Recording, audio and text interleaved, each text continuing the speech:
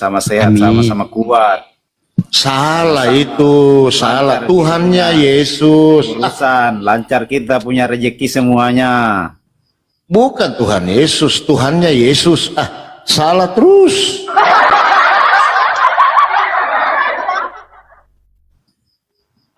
Kan situ yang salahkan, kalau saya tidak salah. Bibel yang salahkan, kan kita. Disalahkanlah Bible. Orang dia berdoa kepada Tuhannya, berarti dalam nama Tuhannya Yesus. Bagaimana ceritanya?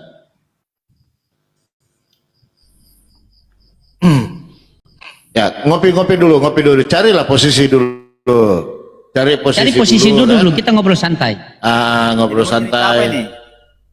Ya, Bertanya tentang Islam lah, silakan. sebenarnya bertanya tentang Islam saja. Karena kalau ditanya Bible pasti terputar sampai kemana-mana. Sampai ke Iya, karena kan sampai ke Bastem. maklum lah kan kuli. Bukan pendeta ini, kuli. Iya. Karena begini ya. Tapi sebenarnya ada pendeta sih yang kita harapkan begini teman-teman. Seharusnya itu pendeta lah yang naik-naik di komal gitu kan. Cuman biasa kalau pendeta 2-3 dalil ditanya udah macet. Nah, itu. Tapi kalau jemaat malah panjang ya. Makanya kalau pendeta kan merasa tidak level. Jadi dia tidak naik-naik. Kalau pendeta saya satu ayat saja saya tanya pasti langsung bubar gerejanya. Coba undang-undang itu pendeta Mel Atok itu kalau berani kok. Mana mau dia naik di komal begini kalau tidak disate. Iya. Kemarin Pak Budi Asali, Pastor Lodi itu kan pendeta Budi Asali, dia kan itu guru tinggi teologi lah, pokoknya guru kelas tinggi lah. Pastor itu undang lah itu Pastor Dede itu undang. Lebih apalagi apa kalau pastor itu pendeta Budi Asali, dia guru teologi di banyak sekali bukunya. Pendeta Dede sudah pernah. Saya sudah pernah Dede Dula, dia pernah tipu saya itu. Dia bilang suara dari langit itu suara Bapak, padahal situ Bapak hurufnya kecil. Habis dia bilang, salah, saya mohon maaf. Sudah 3 kali sama saya itu diskusi. Orang Manado itu toh. Pak Dede, yang Dede Dula. Dede. Iya. Adalah capek dah. Hebat itu. Datang lagi si siapa? Hebat dalam berbohong. Cenam keluarga ilahi. Ada lagi keluarga ilahi, astaga tuh. Jadi ngawur. Semakin pendeta semakin ngawur jawabnya. Saya hebatnya saya cuma hebat saja, hebat makan saja. Hebat magarambang.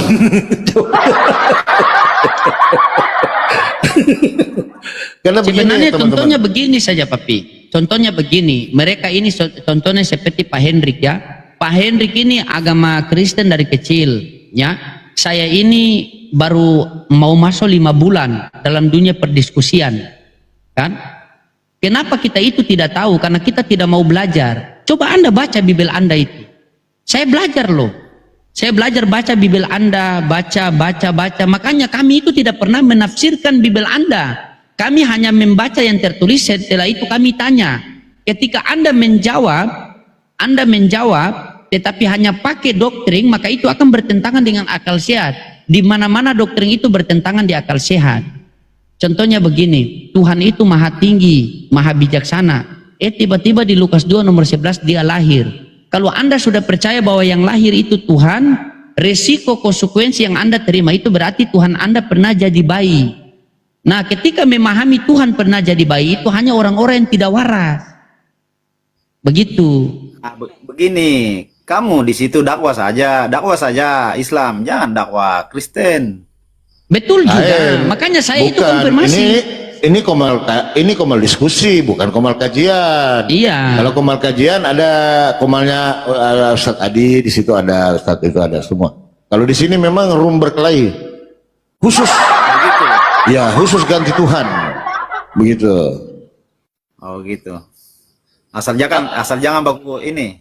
Tidak. Tonjok. Tapi memang begini teman-teman. Jadi tidak semudah yang kita bayangkan ya. Ini selalu saya ulang-ulang teman-teman ya. Sebenarnya saya tidak salahkan doktrin juga, itu tidak salahkan, karena tidak semudah membalikkan telapak tangan, teman-teman. Untuk menghancurkan doktrin itu tidak kayak makan lombok cabe, makan langsung pedas, tidak bisa. Dia harus di titik gitu loh. Harus itu Gini, doktrin.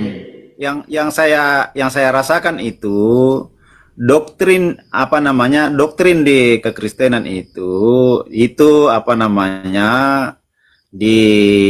diilhami oleh Sang Ilahi, makanya dia kuat, kan begitu, doktrinnya begitu. Enggak begitu, Bang. Makanya dia Lalu kuat, bagaimana? ya, susah ditumbangkan. Kalau doktrin itu, abangku, berarti dia sudah selaras. Nah, ini masih berkelahi tadi. Saya dari roomnya lagi Billy tadi.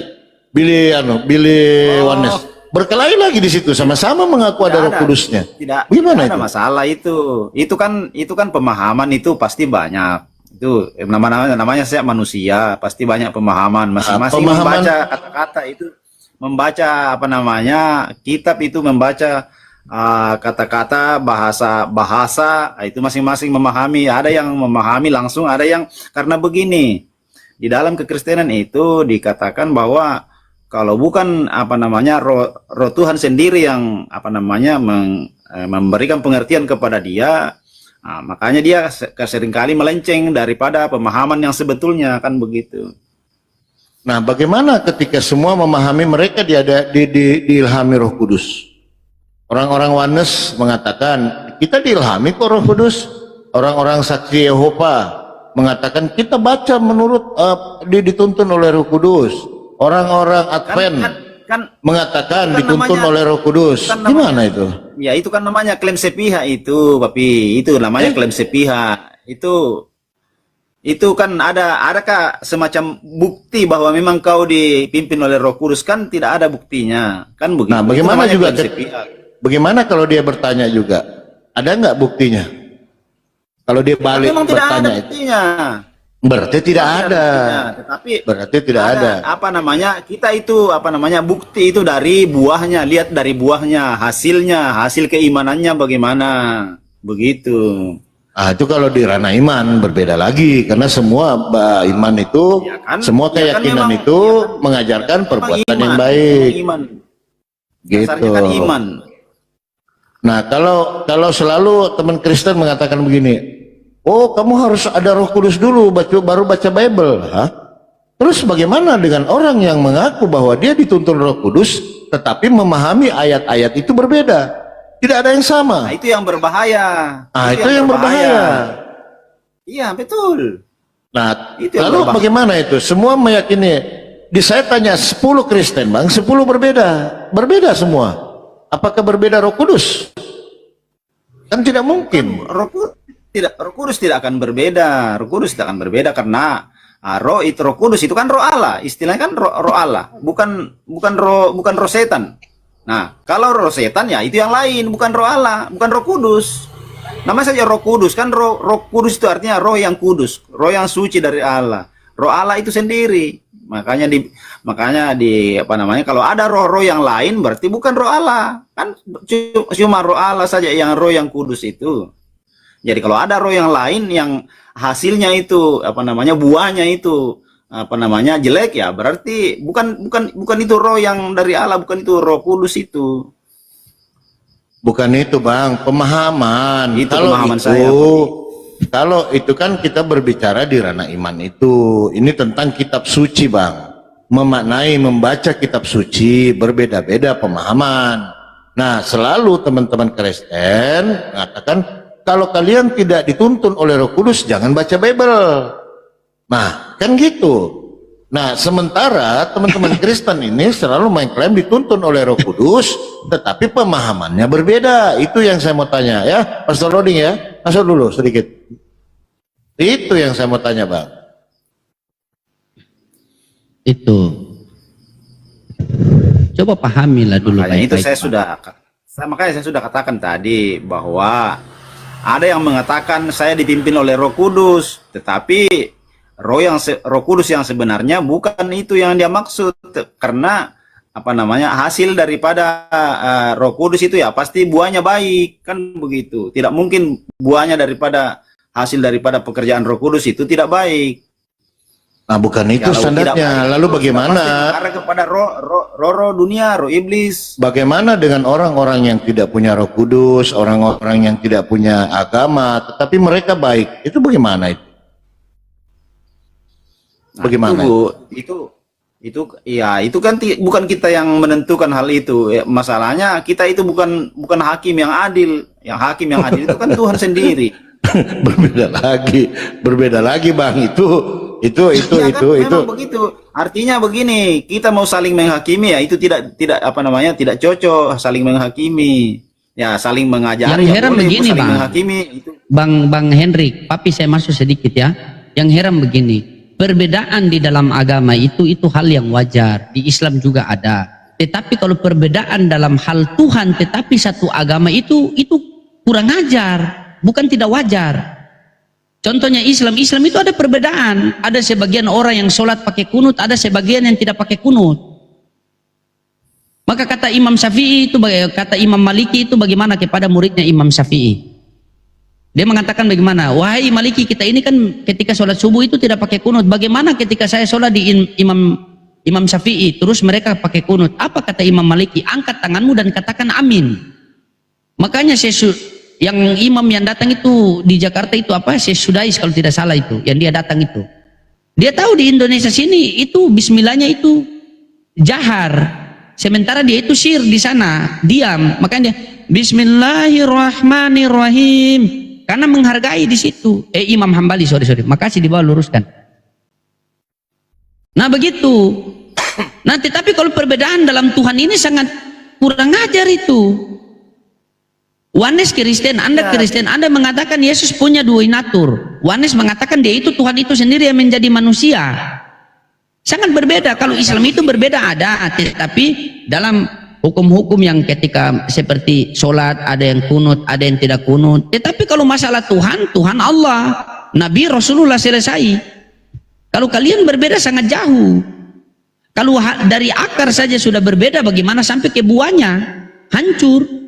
Makanya kan begini, kan ada juga istilahnya kan ada misalnya contohnya ada agama Kristen aliran sekian, aliran ini tetapi tetap satu pemahaman, memang walaupun aliran tapi ada cabang-cabangnya. Tetapi kalau ada yang mengaku Kristen tetapi tidak tidak mengakui Tuhan yang diakui Kristen, ya berarti itu bukan, itu kan istilahnya kan ada istilahnya di dalam Alkitab kan itu serigala berbulu domba, kan begitu, ada juga istilahnya begitu. Contoh Wanes ini mengatakan sabar. Saya ini domba padahal serigala, kan begitu. Iya, Wanes ini mengatakan Yesus adalah Bapa itu sendiri. Yesus adalah Bapa itu sendiri. Kalau Anda Pak Hendrik mengatakan Yesus itu Bapa itu sendiri atau Yesus itu bagian daripada Bapa? Tidak bisa saya lantas mau menghakimi dengan aliran Wanes. Tidak, saya tidak begini, saya tidak bilang Anda menghakimi. Anda percaya Tritunggal, Wanes menolak Tritunggal. Anda percaya Tritunggal, Wanes menolak Tritunggal. Ini sama-sama Kristen, sama-sama diurapi Roh Kudus. Apakah Roh Kudus Anda juga berbeda denom?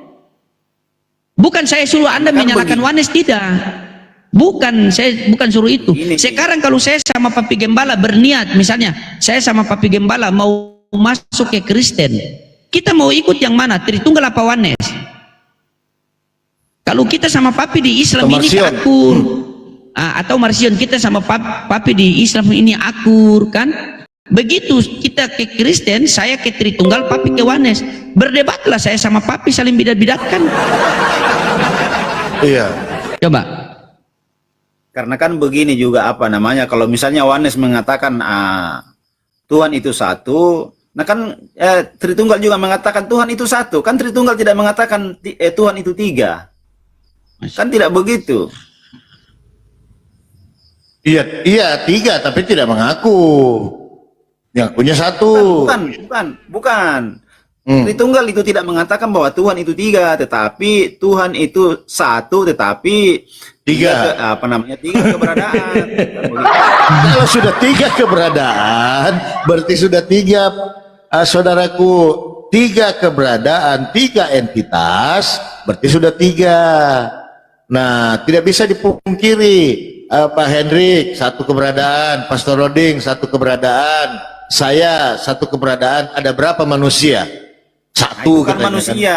Itu Loh. kan manusia. Oke, jadi kita Manusia ada kan berapa ini? terbatas. Kalau manusia kan Bukan. terbatas. Bukan ke situ, enggak ke situ, Bang. Kalau manusia terbatas, tidak bisa Konsep dianalogikan. Tritunggal, Bapak bukan putra, berarti Bapak berbeda dengan putra. Kalau sudah berbeda, berarti dua entitas, dua keberadaan. Putra bukan roh, ya kan? Roh Kudus bukan Bapak, berarti berbeda ini barang. Tiga, tapi ngaku satu.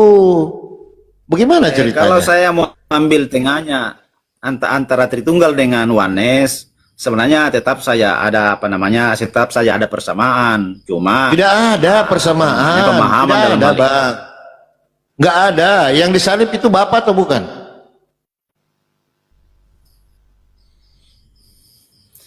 Itulah ya makanya saya katakan tadi dalam keyakinan Tritunggal tidak mengatakan bahwa Tuhan itu tiga, kan tidak. Iya, Tuhan karena itu satu. tidak mau ngaku. Padahal tiga. Wah, bukan Loh. Tuhan tidak mau ngaku. Kan Coba. memang begitu. Bapak itu Tuhan, Tuhan. Putra Tuhan, Tuhan. Roh Kudus Tuhan, Tuhan. Ada berapa Tuhan? Satu. Ya, Bagaimana ya, ceritanya? kalau kita ya memang kalau mau dimatematika kan tidak bukan itu yang mau dimatematika kan. Kalau sudah berhitung angka, kita sudah lari ke matematika, Abangku, bukan ke bahasa. Bagaimana memahami? Coba, kita sudah menyebutkan tri, berarti sudah menyebutkan angka 3 dulu. Nah, ini angka. Kalau mau dengar Gimana kalau mau ceritanya? memahami Allah Bapa, Anak dan Roh Kudus itu ya otomatis kita harus berdoa bahwa Tuhan Allah Bapa, Anak dan Roh Kudus, tolonglah saya, pimpinlah saya dengan Roh Kudus-Mu sehingga saya memahami apa yang dikatakan firman-Mu di dalam kitab Alkitab ini, supaya saya bisa mengerti dan saya bisa memahami dan saya bisa menjalankan seluruh perintah-Mu yang ada di dalamnya. Kan begitu. Kalau kita tidak berdoa, kalau kita hanya mencari kesalahan, ya itu kita dapat kesalahan terus. Begitu. Cobalah cari kebenarannya. Saya mau cari kebenaran. Kalau ada ayat Yesus mengaku utusan Tuhan, saya harus artikan apa dia? Tuhan apa utusan Tuhan? Begini, dengar dulu. Kalau kita mau begitu, kan dia di dalam Alkitab itu kan dia harus mencakup keseluruhan. Jadi kalau kita hanya mencaplok satu-satu ayat saja, ya itu kita tidak bisa kita pahami. 320 lebih. Dengan yang lain. 320 lebih ayat menjelaskan Yesus adalah utusan. Bagaimana kita memahami bagaimana kita memaksa utusan ini menjadi Tuhan gitu loh. Sementara di situ dia adalah utusan Tuhan. Berarti Anda memaksakan Yesus menjadi Tuhan. Bukan Bagaimana? bukan dipaksa. Bukan dipaksa namanya, karena bukan kemampuan manusia untuk memaksakan Tuhan itu tidak bisa. Tapi yang bisa memaksa manusia itu ya Tuhan bisa memaksa manusia. Kalau Tuhan tidak bisa kan memaksa Tuhan, tidak bisa. Nah, bagaimana ceritanya di Bible itu dia utusan Tuhan, lalu Anda paksa dia menjadi Tuhan? Bagaimana? Makanya Yang memaksa saya mau siapa? terangkan, nanti kan saya mau terangkan tapi belum tentu Papi mau terima. Kan biasanya tidak terima kalau saya terangkan yang itu. Jadi Iya, karena di luar konteks. Udah tulisannya utusan Tuhan, dibaca Tuhan. Bagaimana akal sehat itu, Bang? Bagaimana mau dipaksa? Makanya saya bilang harus dibaca semua bagian-bagian yang mencakup di dalamnya sehingga kita memahami. Contoh untuk memahami tentang ketuhanan itu kita boleh membaca Filipi pasal 2 bahwa Allah itu sendiri yang merendahkan dirinya, mengosongkan dirinya, bahwa dia itu penguasa, dia itu Allah, mengosongkan dirinya sehingga dia membuat keberadaan menjadi menimbulkan keberadaan manusia di dalam dirinya sehingga masuk ke dalam dunia untuk menyelamatkan manusia, karena Allah itu tidak bisa menyelamatkan manusia begitu saja, karena muncul saja ke hadapan manusia pasti mati, malah mati, bukan malah selamat. Kan Allah menjadi manusia. itu penjelasan saya. Oke, Allah menjadi manusia. Ketika Allah menjadi manusia, siapa yang di sorga? Tetap Allah di sorga kan. Berarti tidak menjadi manusia. Tunggu dulu, itu namanya kita membatasi. Tunggu, itu namanya Papi Gembala membatasi. Dengar dulu, itu Papi Gembala membatasi pekerjaan Tuhan, membatasi pekerjaan Allah. Saya Artinya tidak, kan Bro, begini. saya tidak membatasi, Bang. Saya bertanya, Itu sudah membatasi ketika namanya. telur sudah menjadi ayam, kemana telurnya? Sudah menjadi ayam. Itu kan itu telur bukan Allah. Oke, ketika Allah menjadi manusia, yang di surga siapa? Tetap ada. Berarti tetap ada yang di surga. Dengar dulu. Dengar. Apa Papi kan Papi tahu bahwa Allah itu maha kuasa, keberadaannya di mana-mana. Pasti itu, Bang. Di Kristen tidak ada Tuhan maha kuasa, Bang. Mana ada Tuhan maha kuasa di Kristen? Papi juga tidak mau kasih waktu saya bicara. Silakan. Tuhan Allah itu tidak dibatasi oleh ruang dan waktu. Masa kita tidak bisa implementasikan ke dalam hal ini semua tadi itu? Bisa kan kita kalau kita memahami. Oke, Tidak Tuhan tidak dibatasi oleh ruang dan waktu. Oke, itu dulu ya. Tuhan tidak bisa dibatasi oleh ruang dan waktu. Nah, ketika Tuhan itu terbatas oleh ruang dan waktu, apa masih bisa disebut Tuhan? Tidak bisa. Yesus itu terbatas ruang dan waktu nggak? Nah, makanya tadi saya bilang itu kan dia merendahkan diri, melepaskan dirinya. Anda yang membatasi Tuhan menjadi terbatas ruang dan waktu, karena Tuhan itu tidak boleh terbatas ruang dan waktu. Jadi yang terbatas ruang dan waktu itu, saudaraku, adalah makhluk. Sementara Tuhan tidak terbatas ruang dan waktu. Allah yang tidak terbatas oleh Allah yang tidak bisa dibatasi oleh ruang dan waktu itu, dia bisa bekerja apa saja, dia bisa menjadikan yang lain dari firman-Nya menjadi manusia, itu bisa, itu saja, apa saja yang bisa dia katakan, dia kerjakan, bisa, kan begitu. Kalau misalnya dibilang manusia jadi Tuhan, itu tidak bisa. Tetapi kalau Tuhan jadi manusia, bisa saja. Mau jadi apa saja dia bisa, terserah dia. Oke, kan ketika dia menjadi manusia, dia masih bisa lagi nggak menjadi Tuhan? Ya, pasti bisa. Berarti bisa manusia jadi Tuhan. Kenapa nggak bisa? Bukan begitu, karena kan ini manusianya sudah mati. Ini kan manusianya sudah mengambil kematian. Manusianya sudah mengambil kematian. Di sini saya edukasi Pak Hendrik ya. Tuhan itu tidak terbatas ruang dan waktu. Artinya Tuhan itu dia tidak terikat ruang dan waktu, tidak terikat oleh gravitasi, tidak terikat oleh waktu, tidak terikat oleh ruang. Itu dulu. Jadi kalau ada Tuhan yang terbatas ruang dan waktu, berarti bukan Tuhan. Contoh, ketika Tuhan ini masuk ke dalam dimensi ruang dan waktu, berarti dia sudah menyalahi kodratnya, yaitu tidak terbatas ruang dan waktu. Itu pemahamannya, Bang. Bukan tidak terbatas dia mau ada di mana-mana, tidak seperti itu. Gitu, itu meliputi kuasanya, Bang. Kuasanya dalam ciptaannya. Gitu memaknainya. Bukan, oh dia tidak boleh terbatas ruang dan waktu, artinya bisa di mana-mana. Masa ada di Spiteng, ada di Ban Serep? Enggak mungkin. Itu, Bang. Lanjut, Pak Saloding.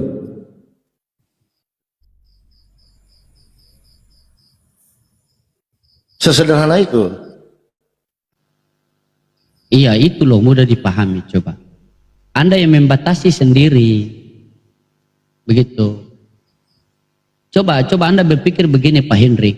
Tuhan itu maha kuasa, bisa jadi apa saja. Dia mau jadi apa saja bisa. Tapi kita berbicara ini bergantung dengan dalil. Ada dalilnya tidak. Yang jadi manusia itu adalah firman Tuhan. Segala sesuatu dijadikan di dunia ini melalui firman. Begitu. Jadi Yesus itu hasil daripada firman itu, sebagaimana dikasih analogi sama Papi Gembala. Saya tahu. Sabar dulu. Sabar. Yang berfirman ini bukan Allah yang berfirman ini. Iya, silakan Papi. Apakah ini firman ini terpisah dengan Allah? Yesus itu hasil daripada Tuhan berfirman. Yohanes 1:14, firman itu telah menjadi manusia. Jadi dari perkataan Tuhan terjadilah sesuatu, yaitu janin ini. Hasil dari berkata, bukan Tuhan yang menjadi janin, bukan. Gitu Bang. Berfirmanlah Tuhan, jadilah bumi, jadilah matahari, jadilah hewan-hewan. Itu dari hasil perkataan. Nah, karena perkataan firman ini Bang bukan sosok, hanya sebatas bunyi-bunyian gelombang suara, tidak ada apa-apa sosok, tidak ada. Ama Bang mendengar perkataan saya, bukan sosok. Itu Bang, kalau memaknai firman itu. Nah, teman-teman Kristen mengatakan firman ini adalah sosok. Bagaimana? Coba Anda buktikan firman itu adalah sosok. Sementara firman itu definisinya adalah perkataan. Tuh. Ada nggak sosoknya perkataan itu? Tidak ada. Begitu Sampo. Gampang kok. Ya. Ya, silakan. Nah, masalahnya ini kalau apa namanya,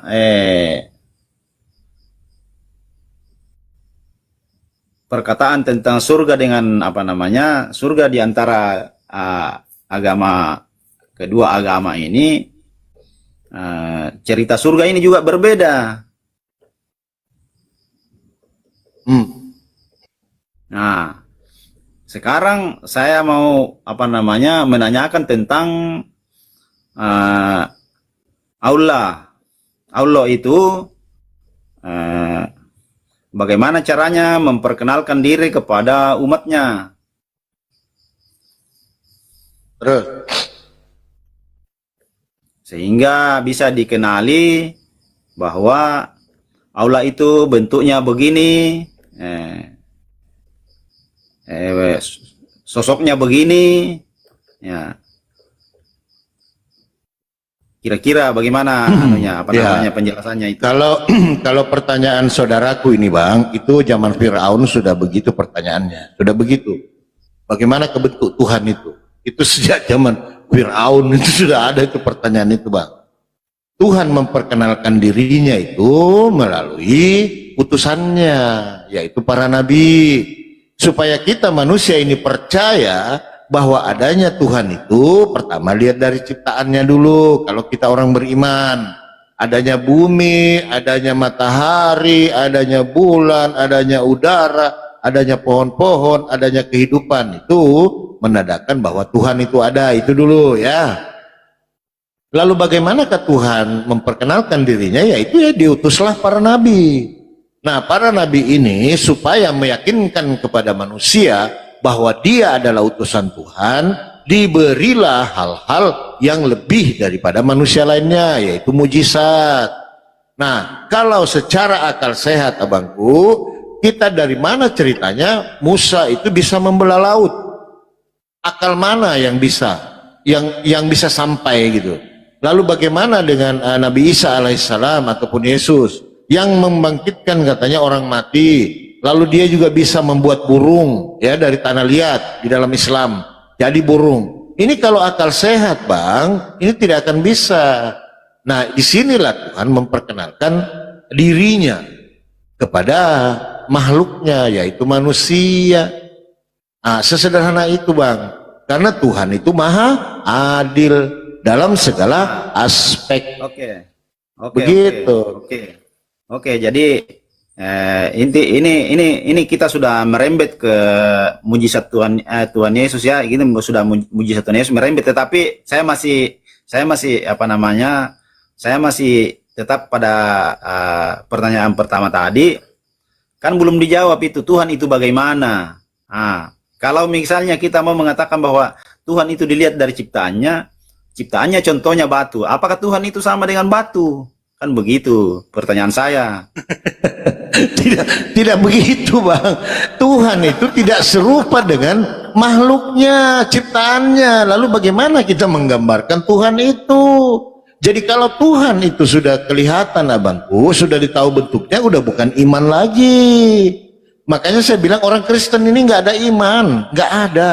Karena beriman itu artinya meyakini sesuatu yang tidak terlihat oleh mata, tetapi kita percaya ada, itu iman. Nah kalau sudah kelihatan barangnya, apalagi yang mau diimani? Nggak ada. Itu kalau kita berbicara iman. Contoh sampulnya, ini saya kasih analogi. Di depan rumah kita ada tumpukan pasir. Nah, lalu di situ ada jejak telapak kaki kucing.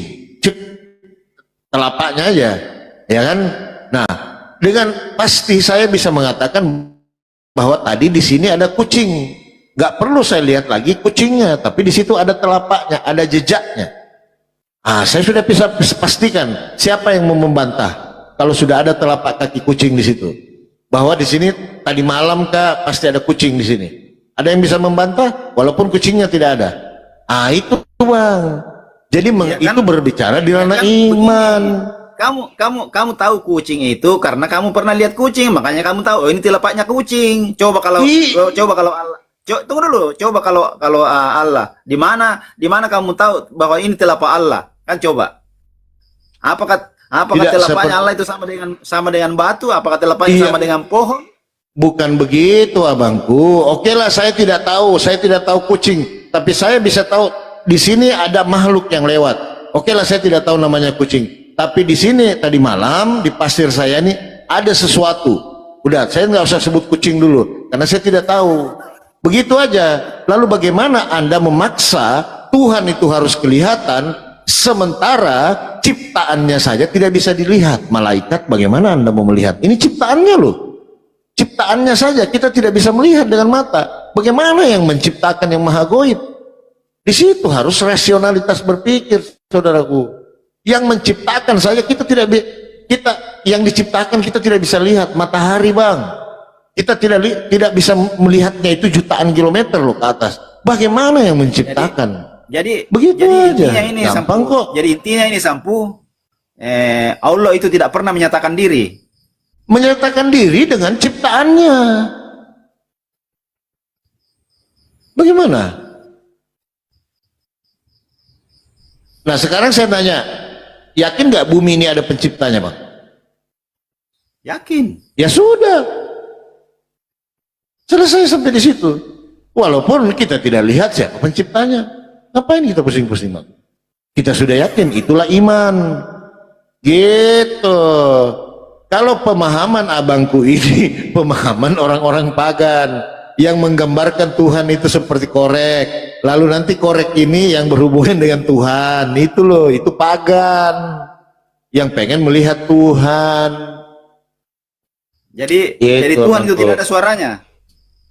Bagaimana tidak ada suaranya? Mana saya tahu, emang saya pernah dengar. Bagaimana bang ini? Yang bersuara itu makhluk bang. Makanya saya bertanya, berarti Allah itu tidak pernah menyatakan diri. Makanya saya bilang Iya, begitu. karena pemahaman kalian kan pagan. Pagan. Harus Tuhan nyata dalam ini menjadi ini sama dengan orang-orang India. Tuhan menjadi dewa sapi. Wah, udah sapi ini. Tapi mereka menganggap sapi ini bukan pencipta. Tetapi yang berinkarnasi menjadi pencipta, sapi. Nah, apakah sapi ini pencipta langit dan bumi? Bukan. Lalu kenapa mereka menyembah kepada sapi? Itu pertanyaannya. Nah, kalau tidak pernah menyatakan diri, jangan-jangan ini hanya hayalan saja. Ya iya, Tidak bisa berarti anda tidak punya iman. Sudah. Nah, itu kan namanya hayalan, tidak ada pernyataannya yang bilang begini. Pertanyaan saya, apakah Roh Kudus pernah dilihat? Kalau dibilang pernah dilihat, itu istilahnya dia menyatakan bagaimanapun caranya dia menyatakan diri. Nah, saya nanya, apakah pernah terlihat Roh Kudus itu? Ya terlihat dengan pernyataannya sendiri. Bagaimana? Jangan ragu-ragu. Jangan ragu-ragu. Jangan hanya hayalan. Bagaimana sosok Roh Kudus itu? Tidak. Coba. Pada waktu, dengar. Pada waktu Yesus dibaptis itu di Sungai Yordan, datanglah suara dari langit mengatakan, inilah anakku yang kukasihi, kepadanya lah aku berkenan. Turunlah burung merpati, seperti burung merpati hinggap di pundaknya Yesus itu. Nah, itu menyatakan diri, walaupun itu hanya pernyataan begitu. Berarti Roh Kudus itu segini doang, kayak burung gitu maksudnya. Nah, itu kan Tuhan terserah itu kan menyatakan. Ini sudah akal sehat abangku.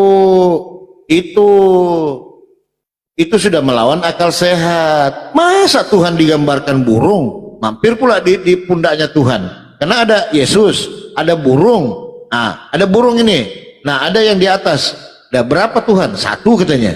Sementara ada Yesus, ada burung, ada suara dari atas. Nah, bagaimana ini satu ini? Orang dalam waktu yang bersamaan berbeda tempat. Bagaimana bisa menyamakan itu? Coba, Anda mengatakan satu. Terdengarlah suara dari langit, suara Bapa. Sementara Yesus berkata, suaranya pun tidak bisa kau dengar. Suara siapa ini di atas? Jangan-jangan. Oke. Akan gitu. Kamu kan umat Islam juga percaya bahwa Musa itu adalah nabi utusan Tuhan. Ya. Oke. Jadi kalau di dalam kitab Taurat itu mengatakan bahwa Allah itu menyatakan diri kepada Nabi Musa, apakah Islam juga percaya tentang ini? Tidak ada Tuhan menyatakan diri. Di dalam kitab mereka, di dalam Bible, jangankan rumahmu, langit di atas segala langit pun tidak akan menampung engkau. Siapa yang melihatku akan mati. Itu di kitab Musa. Gak bisa dipaksa, Bang. Ayo. Bagaimana itu? Siapa ya, tidak ada yang sanggup memandangku dapat hidup. Itu bagaimana mau dipaksa itu, Bang? Coba. Begini, karena kalau saya mau memaksakan mau menjelaskan seperti itu, karena saya rananya cuma kulit tukang kayu, jadi untuk mau menjelaskan secara rinci ya tidak sampailah saya. Betul, karena kalau bisa dilihat bertentangan sampu. Tetapi jika saya mendengarkan dan mendengarkan penjelasan itu, tetap saya memahami. Apa yang Anda pahami? Makanya saya bilang tadi, untuk ranah saya untuk menjelaskan sedetail mungkin itu tentang ketuhanan di dalam Kristen itu ya bukanlah kemampuan saya, tidak sampailah. Tetapi kalau orang lain menjelaskan, tetap masuk di hati saya, tetap saya meyakini. Coba tetap saya memahami. Ya kan? Apa ini? Tunggu ya. Sabar dulu ya. Keluaran 33:20. Lagi firman-Nya, engkau tidak tahan memandang wajahku, sebab tidak ada orang yang memandang aku dapat hidup. Bagaimana mau dibilang? Mau dapat melihat? Berfirmanlah Tuhan, kan? Engkau tidak tahan memandang wajahku, sebab tidak ada orang yang memandang aku dapat hidup. Datang lagi teman Kristen, iya betul itu, tetapi dia menyatakan diri sebagai manusia, tertabrak lagi dalil. Nah kan gitu. Makanya di dalam Kristen itu apa sampu, setiap kita bertanya pasti ada kata tetapi. Coba, artinya tidak absolut. Kan ada di dalam kitab Taurat itu, Allah itu menyatakan diri kepada Nabi Musa. Apakah di dalam Al-Quran juga diyakini bahwa Allah menyatakan diri kepada Nabi Musa? Tuhan itu menyatakan diri kepada manusia itu melalui tabir, Bang. Tabir, tahu nggak tabir? Jadi bagaimana cara kita mendengar suara Tuhan? Contoh seperti yang sekarang, Abang mendengar suara saya melalui apa? Melalui handphone. Bagaimana cara Anda mendengar suara saya melalui gelombang? Ini aja, Bang. Apalagi Tuhan. Gitu loh. Jadi ada media. Kalau di dalam Islam, Tuhan itu memperdengarkan suaranya melalui tabir, yaitu di balik pohon. Kan saya bertanya. kan saya bertanya, apakah sama di dalam Taurat dengan di dalam kitab Quran cara Allah menyatakan diri kepada Nabi Musa? Tidak ada, Bang. Menyatakan diri apa? Tidak ada. Sama di dalam apa? Musa juga di dalam perjanjian lama tidak ada yang sanggup melihat memandang wajahku. Oke. Bagaimana caranya bisa Musa diutus menjadi nabi? Iya, dengan diberikannya ilham firman itu melalui malaikatnya atau melalui tabir. Lewat apa firman itu lewat apa firman itu diberikan? Firman itu diberikan kepada nabi ada bermacam-macam, Bang. Pewahyuan itu macam-macam, ada melalui mimpi, ada melalui malaikat, ada melalui tabir. Itu bukan berbicara langsung dengan manusia. Bagaimana mungkin manusia bisa berbicara langsung dengan Tuhan? Petir aja udah jutaan kilometer dari langit, pengang telinga, bagaimana suara Tuhan? Gitu lah, gampang kok. Halo Ari, gitu Bang. Allah berbicara kepada Nabi Musa di dalam Alkitab.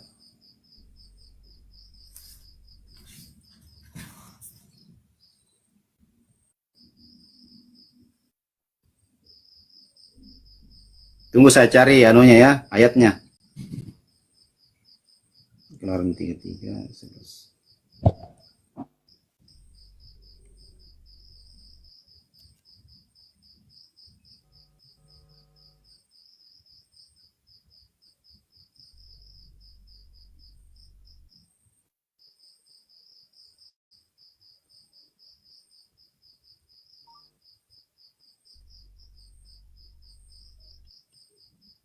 Ya, gimana? Tunggu. Sabar. Kalau dia bisa terdengar, berarti Yesus bohong. Dengar. Ini kitab Taurat ya. Ini di dalam Keluaran pasal 33.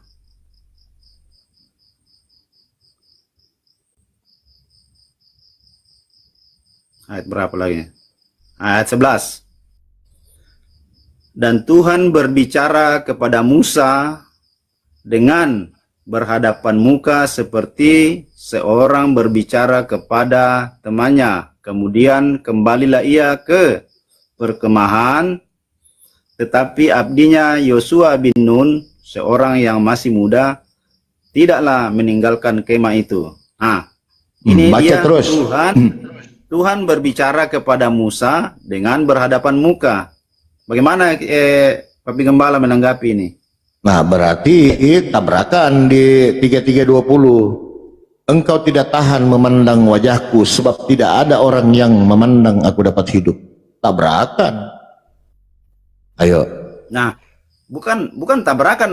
Nah, bagaimana caranya Allah mengutus Musa menjadi nabi kepada Bani Israel kalau tidak ada sesuatu yang diperlihatkan kepada dia? Berarti nggak usah pakai ayat 20 ini, nggak usah.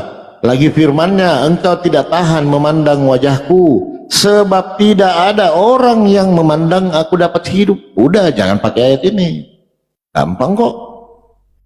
Itu di sana Bang, itu malaikat itu, cuman didefinisikan, makanya salah arti. Kemarin kan ada yang punya kitab nih, abang bawa aja ke teks original aslinya. Ini bukan, gitu loh,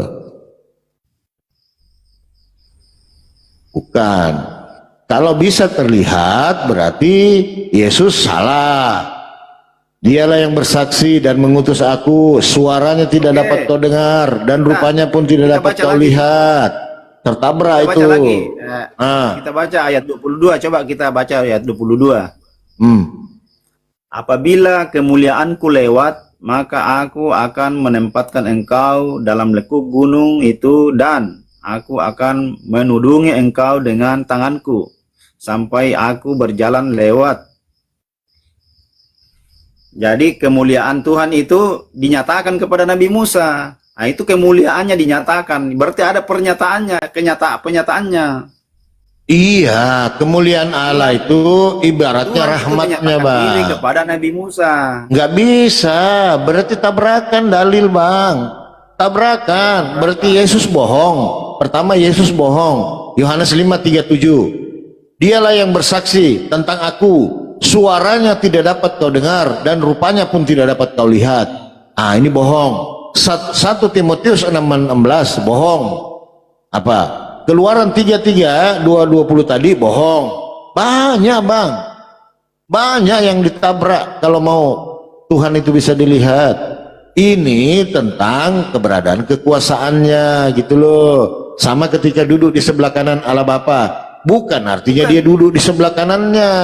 Bukan intinya ini lihat muka, tetapi intinya dia menyatakan diri. Bukan berarti harus dilihat dengan mukanya. Ah, menyatakan diri sebagai apa? Ya, ini dengan kemuliaannya. Apa itu kemuliaannya? Ya, itu ya. Ini apabila kemuliaanku lewat, maka apa aku itu? akan menempatkan engkau, ya kan? Apa itu kemuliaan? Ya, kemuliaan itu kan yang tidak bisa dia sendiri yang memiliki kemuliaan. Tidak seperti itu. Apabila di situ dalam lindunganku, dalam kekuasaanku itu, Bang. Kemuliaan itu yang dimaksudkan di situ di dalam kekuasaanku, di dalam lindunganku. Maka aku akan menempatkan engkau dalam lekuk gunung itu dan aku akan menudungi engkau dengan tanganku. Bukan dia begini sambil begini di kepalanya. Tidak. Bagaimana ceritanya ini? Jadi Allah ini berbicara kepada Nabi Musa ini. Tidak, ini malaikat. Tidak dikatakan di situ malaikat. Oke, berarti buang aja ini ayat ini. Buang aja yang 20. Buang aja itu. Engkau tidak tahan memandang wajahku. Nah, di sini coba lihat ya. Tetapi firman-Nya, aku akan melewatkan segenap kegemilanganku dari depanmu dan menyerukan nama Tuhan di depanmu. Itulah kita. Tidak mau mencocokkan kata-kata, selalu kita memaksakan apa yang kita ketahui sendiri. Makanya, Bang, orang Kristen itu diludahin Yahudi. Apa yang sebenarnya di dalam ayat Alkitab itu. Makanya, Bang, karena dari dalam hatimu itu menolak tentang Alkitab, makanya susah untuk masuk di dalamnya. Makanya, Bang, orang Yahudi itu meludahi orang Kristen karena mereka suka menafsir-nafsirkan ayatnya. Tuhan itu bisa dilihat, Tuhan menjadi manusia, mereka tidak. Mereka mengatakan bahwa Tuhan itu tidak bisa dilihat. Lalu datang Kristen, dengan menyatakan kemuliaan begini bagono, tetapi merendahkan diri begini, ada gitu loh. Tapi mereka tidak pernah meyakini Tuhan itu. Nabi Musa bukan Kristen. Iya, makanya, tapi kalian ambil kitabnya untuk menjelaskan ketuhanan Kristen, bahwa Tuhan itu bisa menjadi manusia. Bawalah ayat-ayat keluaran ini. Padahal mereka meyakini itu bukan. Gitu, abangku.